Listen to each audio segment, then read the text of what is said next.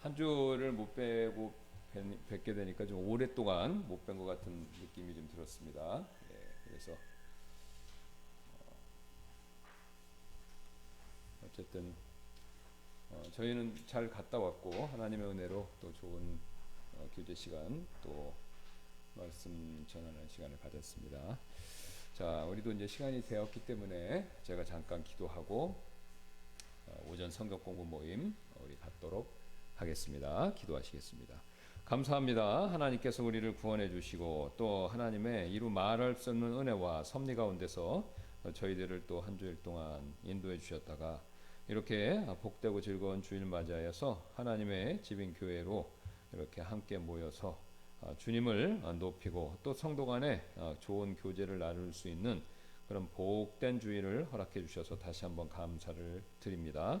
하나님, 우리가 정말로 멸망받을 수밖에 없는 죄인이었지만 하나님께서 너무나도 우리를 사랑하셔서 자신의 아들을 십자가에서 희생시키시면서 우리를 죄로부터 용서해 주시고 하나님의 자녀로 삼아 주셔서 우리를 늘 항상 가까이 해 주시고 또 우리를 더 하나님을 알게 해 주시고 또 하나님의 온갖 좋은 풍성한 은혜를 누릴 수 있게 해주시는 것, 이거 너무나도 감사를 드립니다.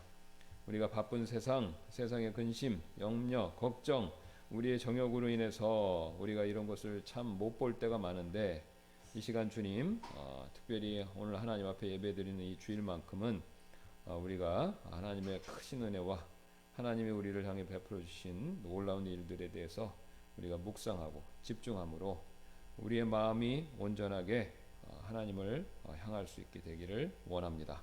성령께서 꼭 도와주셔서 우리가 오늘 하나님 앞에 경건하고 거룩한 예배 드릴 수 있도록 도와주시고 또 이 시간 하나님 말씀 살피기 전에 우리 예배 드리기 전에 또 하나님 말씀 살피는 시간을 주셨는데 여기 계신 분들 라이브 스트림을 통해서 보시는 분들에게 복되고 은혜되는 말씀이 되도록 또 도와주시길 원하고 감사드리며 모든 말씀 예수님의 존귀하신 이름으로 기도드렸습니다. 아멘.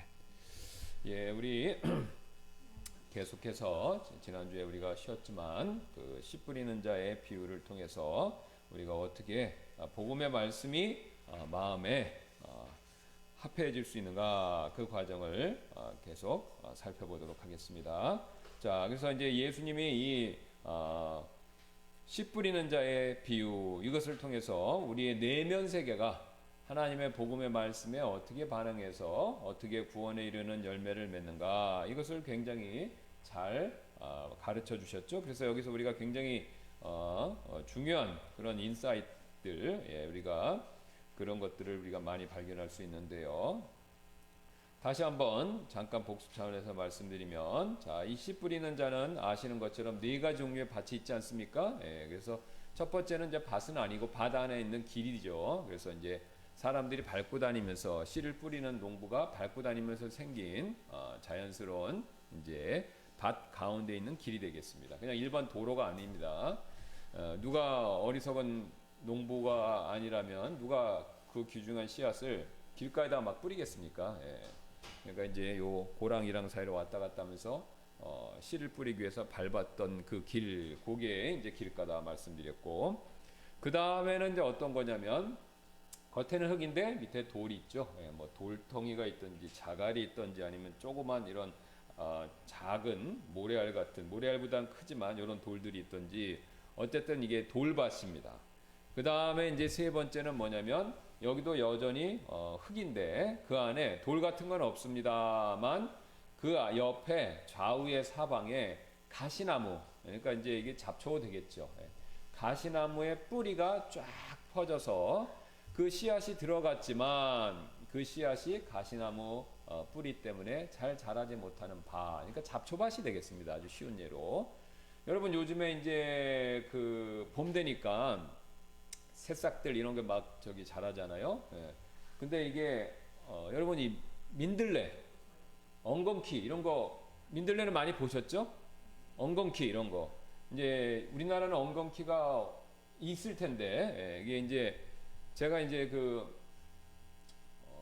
밴쿠버에 있었을 때 그 집 주변에 보면 거기는 엉겅퀴가 굉장히 많습니다.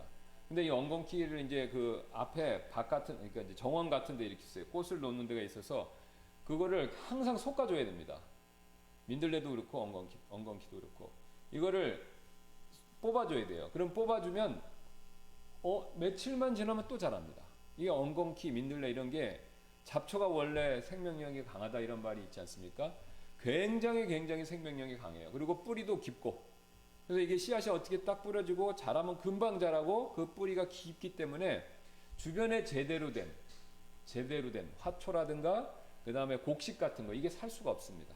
왜냐하면 이 너무 생명력이 강하고 뿌리를 깊이 내리기 때문에. 그리고 또 잘 자라요, 특징이. 자, 그럼 바로 이제 그런 밭을 얘기하는 겁니다. 그런 밭. 그 다음에 마지막이 이제 좋은 밭이다. 그러니까 이건 뭐 보통 이렇게 우리가 얘기하는 일반적인 흙밭을 얘기하는 거죠. 그러면 이제 이 흙밭, 좋은 밭하고 나머지 앞에 세 개하고는, 특히 이제 두 번째, 세 번째하고는 차이점이 있습니다. 무슨 차이점이 있습니까? 이 앞에 두 개는 뭔가가 있어요. 흙 밑으로 뭔가가 있는 겁니다. 돌덩이가 있든지 아니면 다른 가시나무, 잡초의 뿌리가 있든지. 그러니까 뭔가 흙 안에 잊지 말아야 될 것들이 있는 겁니다. 자, 그러면 이제 우리 예수님이 비유를 설명해 주시면서 밭은 뭐라고 얘기하셨습니까? 마음이죠. 사람 마음이에요. 왜 예수님이 이렇게 말씀하셨냐면 농부들이잖아요. 그러니까 농부들이니까 이해하기 쉬운 예화. 그러니까 예수님은 예화의 귀재이십니다. 뭐 하나님이시니까. 예. 그러니까 이제 예수님이 성경 말씀을 가르칠 때 사람들이 들으면 깜짝 놀랐습니다. 두 가지 때문에 놀랐어요. 첫째, 내용을 한 번도 들어본 적이 없는 거예요. 그러니까 한 번도 들어본 적이 없다라는 것은 뭐냐면, 그 당시에 성경을 가르쳐줬던 성경교사나 바리새인들과는 다르게 성경 말씀의 본래의 의미를 예수님께서 그거를 제대로 가르쳐 주신 겁니다. 그 다음에 두 번째는 뭐냐? 예수님의 가르침은 굉장히 쉽다는 겁니다.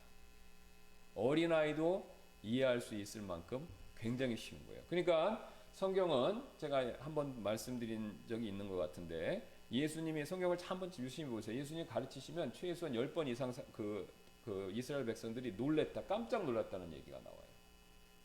그러니까 이게 말씀으로 한 대 망치를 딱 맞은 것 같은 거죠.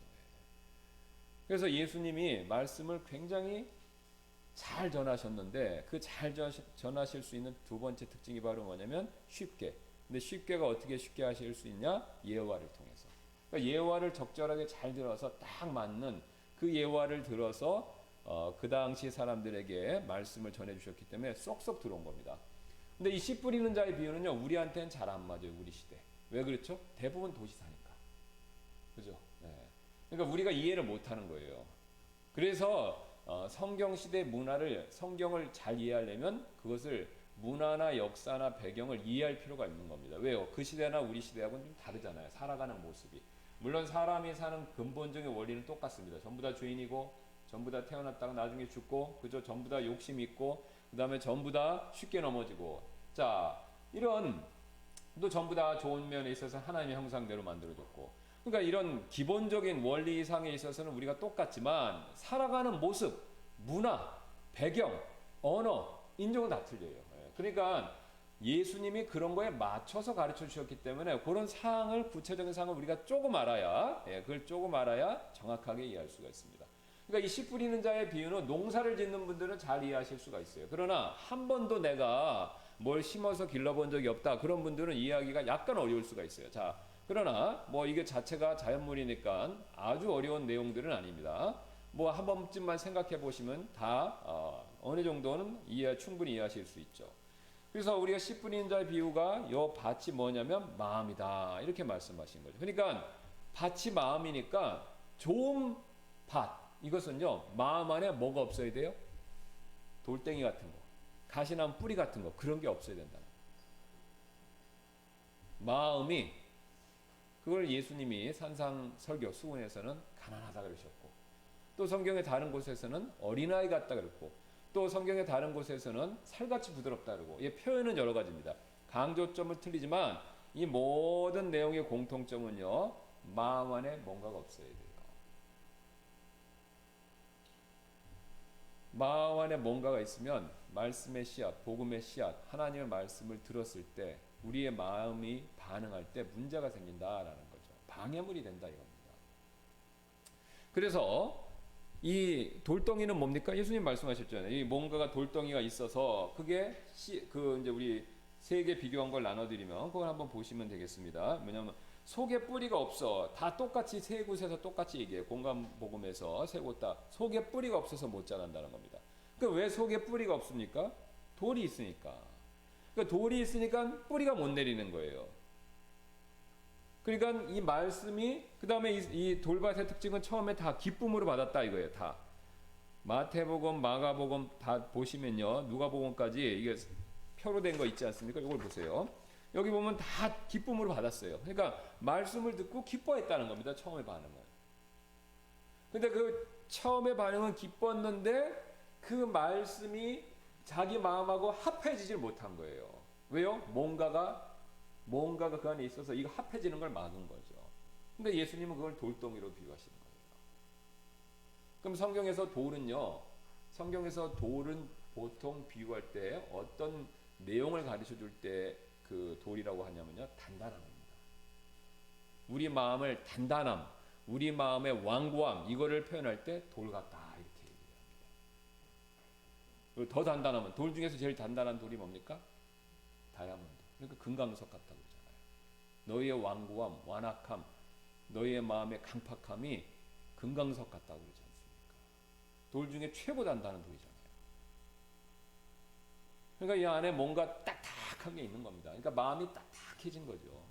그러니까 딱딱함이 있으니까 이게 말씀을 들어서 처음에 기쁘지만 이 딱딱함 때문에 이 말씀이 이 자신의 온 마음과 합쳐지질 않는 거예요.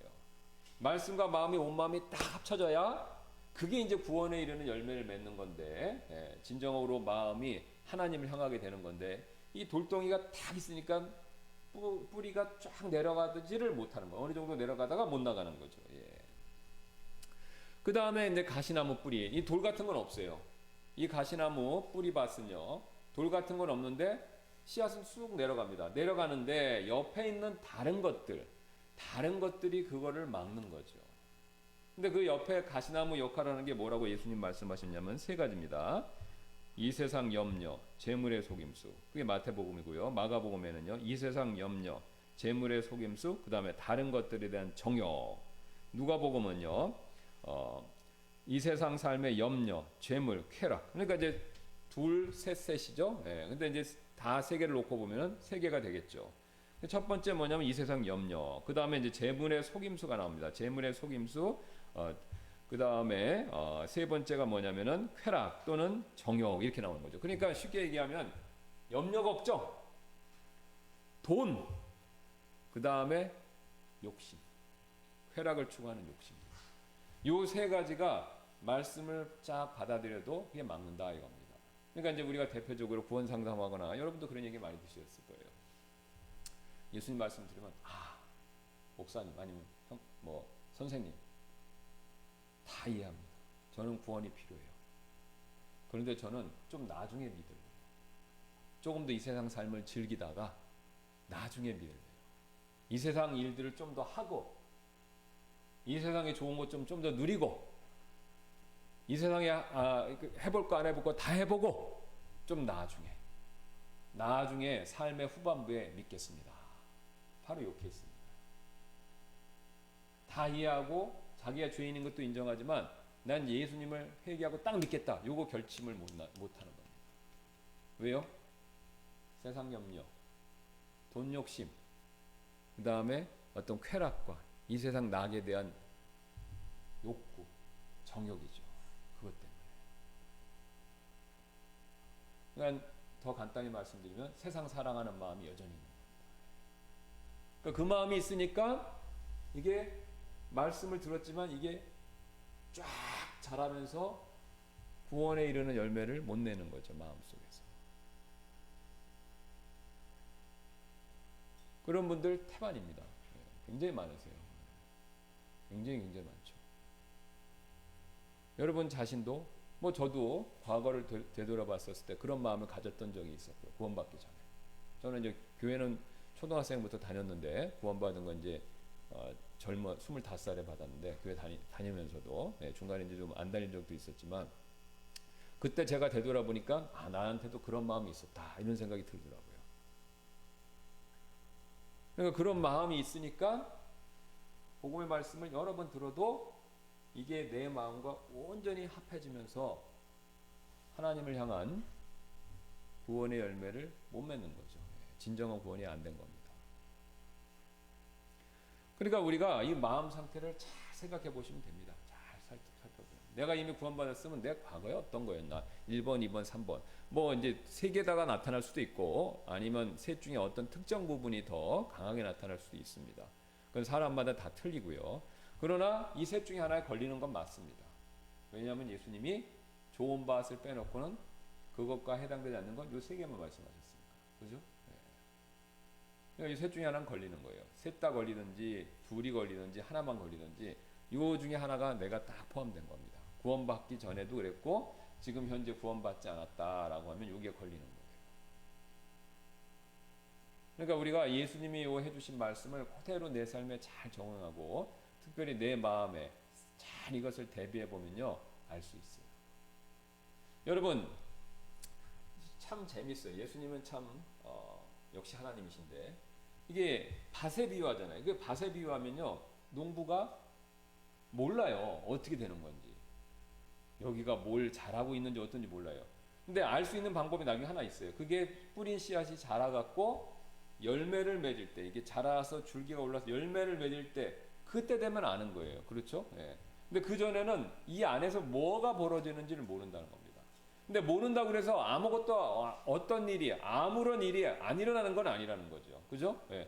그러니까 요즘에 여러분 우리 초등학생들 뭐 대조군 실험 같은 거 하면요 이런 관찰하기 위해서 흙을 놓지만 옆에 플라스틱 유리 같은 걸 해갖고 이 씨앗 3개 놓고 해보는 거 있잖아요. 그래서 자라는 거 이렇게 볼 수 있게. 그죠? 예. 그러니까 이제 볼 수 있게 하는 거예요. 근데 이건 굉장히 인위적인 겁니다. 그죠? 예. 자연적인 상태에서는 씨앗을 뿌려놓고는 기다리는 거예요. 왜? 어떻게 잘 자라나 파보면 안 되지 않습니까? 그건 어리석은 농부죠. 그죠? 예. 그러니까 일어나긴 뭔가 일어나는데 우리가 밖에서 못 보는 거예요. 근데 하나님은 보신다는 겁니다. 예. 하나님은 그걸 보고 계시는 거예요. 그러니까 예수님은 보고 계시니까 그 사실을 우리에게 가르쳐 주신 거예요. 그러니까 예수님이 보고 계신 걸 우리한테 가르쳐 주시니까 우리가 그것에 근거해서 내 자신을 볼 수 있는 겁니다. 내가 내 마음을 직접 보는 건 아니지만 말씀에 근거해서 이게 대조군 실험에서 이렇게 새겨놓고 보면 이렇게 되는구나 이해하는 거잖아요. 그러면 내가 다음에 씨앗을 여기다 뿌려도 이런 원리대로 되겠네 하고 이렇게 해서 우리가 이해하고 씨앗을 또 새로 뿌리는 거지 않습니까? 똑같습니다.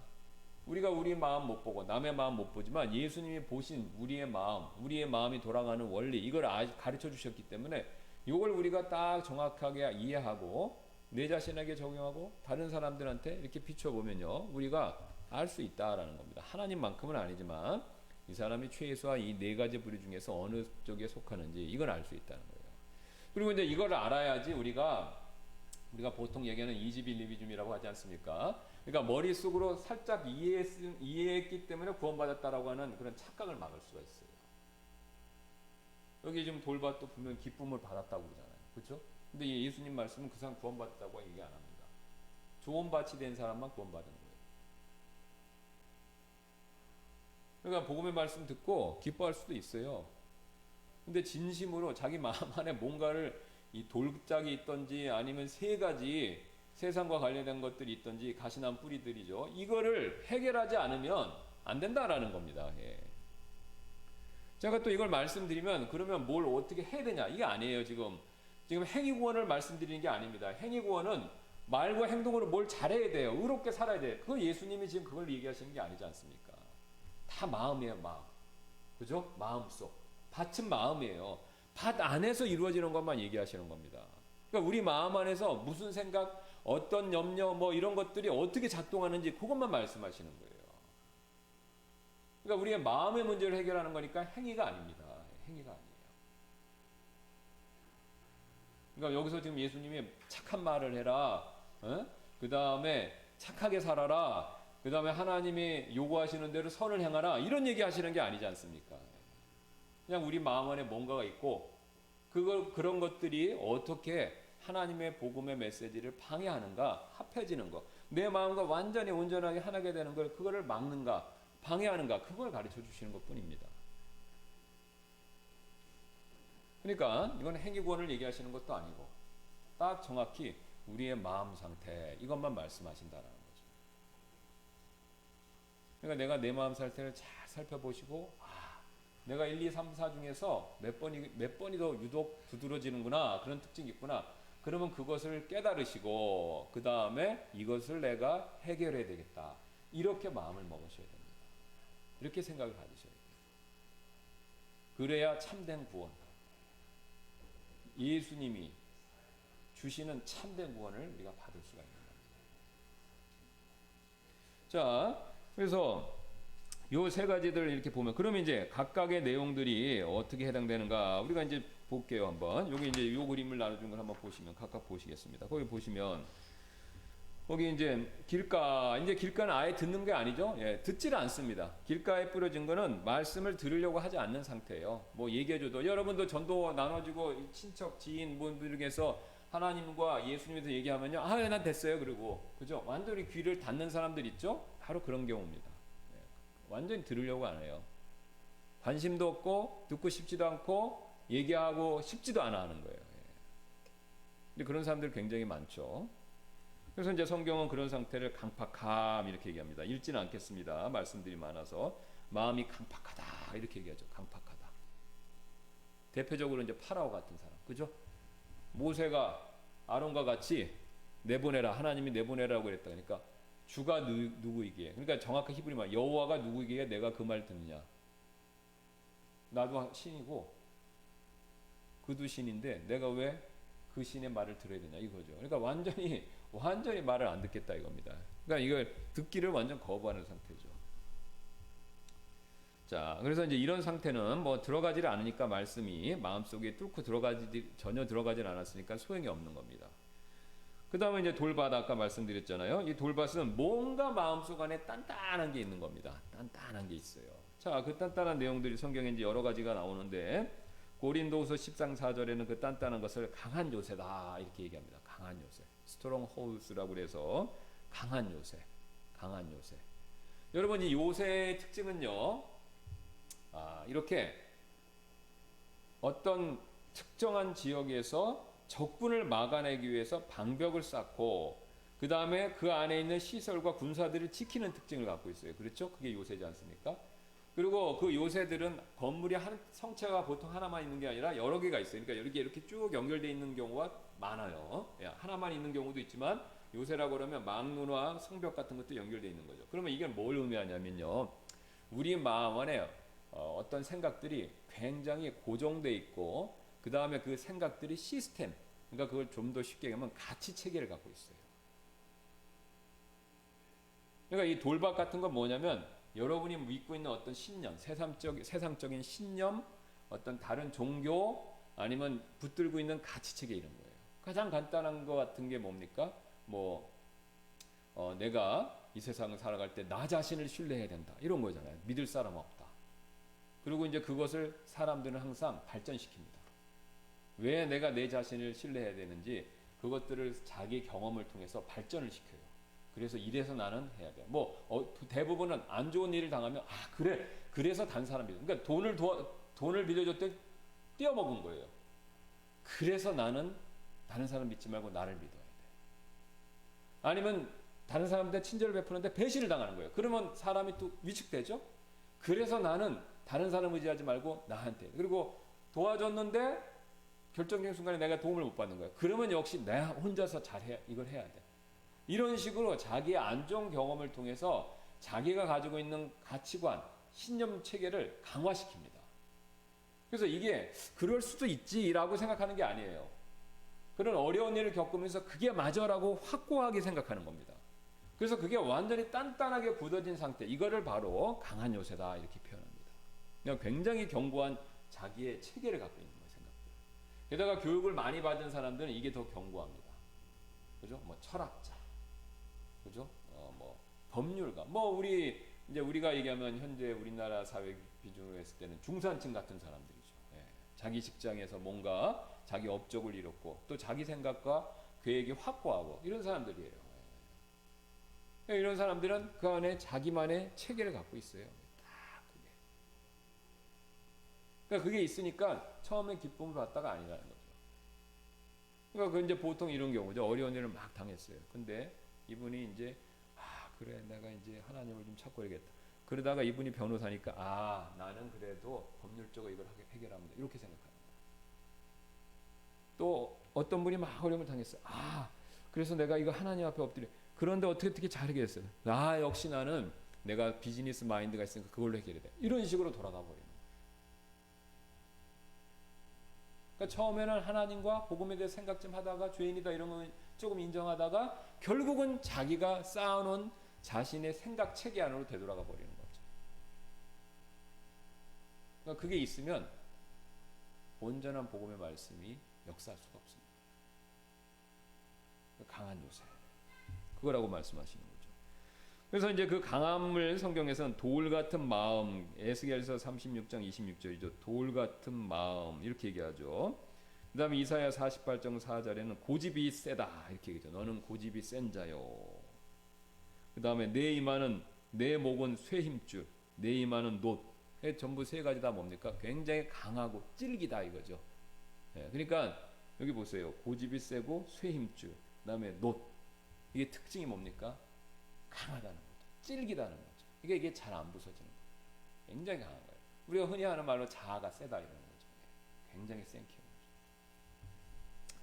자, 그 다음에 아까 말씀드린 스가랴서 말씀 나오잖아요. 자기 마음을 금강석 같이 만들었으니. 이게 돌 중에 제일 단단한 게 금강석, 다이아몬드지 않습니까? 그러니까 깨지질 않는 거예요. 뭐가 와도. 자, 그래서 그 마음 안에 이런 단단함이 있는 겁니다. 그러니까 여기 나오는 마가복음의 속에서 그 사람들의 마음에서 악한 생각, 간음, 음행, 살인, 도둑질 이런 게 쭉 있잖아요, 예수님이. 그런 게 마음에 있는데 그게 굉장히 견고화, 단단하게 된 거예요. 그러니까 여기 예를 들어서 악한 생각이 있는데 한 번 하는 게 아닙니다. 악한 생각을 여러 번 해서 굉장히 그게 견고해진 거예요. 단단해진 거예요. 거짓말을 하는데 하고 찔리고 그런 게 아닙니다. 거짓말을 여러 번 해갖고 나름대로 거짓말에서 혜택까지 봤다고 믿는 거예요. 그러니까 거짓말하는 게 굉장히 견고해지는 거예요. 속이는 게. 그래서 유명한 말이 있잖아요. 진짜 거짓말을 잘 하면 자기가 한 거짓말을 그 거짓말을 자기가 속게 만들어야 된다잖아요. 그러니까 이 범죄자들, 사기꾼들은요, 자기가 만들어낸 이 사기 치는 거 있지 않습니까? 그거를 만들어 놓고 자기가 그걸 속아야 된다는 거예요. 그러니까 자기가 한 거짓말을 자기가 믿는 거예요. 자기가 한 거짓말을 자기가 믿어야 사기를 칠 수 있다고 합니다. 그러니까 이 정도 되면 완전 단단한 거죠. 그러니까 이제 그런 사람들 주변에 있잖아요, 그죠? 이게 찔러도 바늘도 안 들어간 사람들이 있어요. 굉장히 그 안에 뭔가가 굉장히 강한 사람들이 있어요. 단단하고. 그게 있으면 안 된다 이겁니다. 자, 그다음에 가시밭은 이제 욕심이죠, 결국은. 세상 염려. 뭐 염려하는 것도 주와 복음을 위한 염려도 있지만 그게 아니라 자기 삶의 어떤 문제들, 이 땅의 문제들에 대해서 염려는 지나친 걱정을 얘기하는 겁니다. 그러니까 지나치게 걱정하는 거예요. 자, 그러니까 그게 다 이제 그 염려의 뿌리는 예수님 말씀하신 것처럼 너희가 만몬과 하나님과 만몬 겸하여 생겼. 그러니까 결국은 현대 우리 이 자본주의 사회의 모든 염려의 뿌리 중에 하나는 결국 뭐가 됩니까? 돈이죠, 돈. 돈. 왜? 돈이면 귀신도 부린다 이런 말이 있을 정도로. 그러니까 이 세상 염려가 결국은 돈과 요즘 시대는 굉장히 연결돼 있죠. 물론 이제 뭐 전쟁이 나면 평화에 대한 걱정 이런 것도 되겠지만 정상적인 평화 시대라면 그런 것보다는 이제 돈이 많이 되겠죠. 자, 그래서 여기 뭐 우리 사도행전 24장 24절부터 26절 벨릭스 같은 사람 돈을 받고 그를 풀어주기를 바랐으므로. 그러니까 이 사람은 처음에 잘 들었어요. 근데 이 안에 가시나무 뿌리가 있는 거죠. 돈 욕심. 바울이 지금 마케도냐 고린도 교회 그 지금 그리스 지역의 자기 개척한 교회에서 어렵지만 가난한 이 또 더 가난한 이 예루살렘 성도들 기근이 났기 때문에 그걸 도와주려고 사랑의 헌금을 모금을 한 거예요. 그 당시 뭐 현찰을 갖고 다녀야 되니까 그것도 동전으로. 그러니까 그거를 왕창 가지고 있으니까 그거를 보석금으로 자기가 탁 받아내려고 그 생각이 들어간 겁니다. 지금. 그러니까 처음에는 분명히 잘 들었어요. 떨며 응답했다라고 그러죠. 근데 나중에 돈을 받고 풀어주길 바랬다 이거죠. 삼천포로 센 거죠. 왜요? 가시나무 뿌리가 있는 거예요. 돈에 대한 욕심이 이게 엄청 많은 거죠. 그 다음에 우리 이제 누가복음 18장 18절에 어떤 젊은 청년, 그죠? 네, 젊은 청년 아시지 않습니까? 부자 청년. 그러니까 예수님이 다 버리고 따라라. 그러니까 근심했잖아요, 그죠? 네, 돈 문제 있었어. 역시 이 사람은 돈 문제 있어서 굴복한 겁니다. 왜요? 마음에 돈이라는 이 가시나무 뿌리가 여기서 그득그득 자라고 있으니까 예수님 말씀이 마음과 합하지질 않은 거죠. 그래서 예수님이 18장 24절에 예수님께서 그가 심히 근심하는 것을 보시고 이르시되 재물을 가진 자들은 하나님의 왕국에 들어가기가 얼마나 어려운가. 이 돈이 있으면 천국 못 간다 이런 뜻이 아닙니다. 돈에 대한 사랑이 마음에 가득 찼기 때문에 천국에 못 간다. 하나님 왕국에 들어가기 어렵다 이거죠. 돈에 대한 사랑, 이게 문제죠. 근거가 디모데전서 6장 10절이죠. 돈을 사랑함이 모든 악의 뿌리이니. 그거 재밌잖아요. 돈을 사랑함이 모든 악의 뿌리란 말이 또 나와요. 그렇죠? 네. 모든 악의 뿌리다. 그러니까 이게 꼭 뿌리, 식물로 비유해서 얘기하죠. 어떤 자들은 돈을 탐내다가 믿음에 쓰거나 잘못하고 많은 고통으로 자기를 찔러 깨뜨렸다. 이건 이제 믿는 자들이 얘기하는데 어쨌든 믿지 않는 자는 더 어려운 거죠. 돈을 사랑함, 모든 악의 뿌리, 가시나무 뿌리죠. 자, 골로새 3장 5절도 말씀하죠. 탐욕은 우상숭배다. 마음 안에 탐욕, 욕심. 그러니까 이제 이런 것들이 있으면 역시 말씀의 씨앗이 내 마음과 합해지질 않는다. 이겁니다, 이거. 자, 그러니까 이제 좋은 밭이 돼야 돼요. 아무것도 없어야 돼요. 앞에 2개, 구체적으로는 2개, 넓게는 3가지하고 차이점이 있죠. 아무것도 없어야 된다.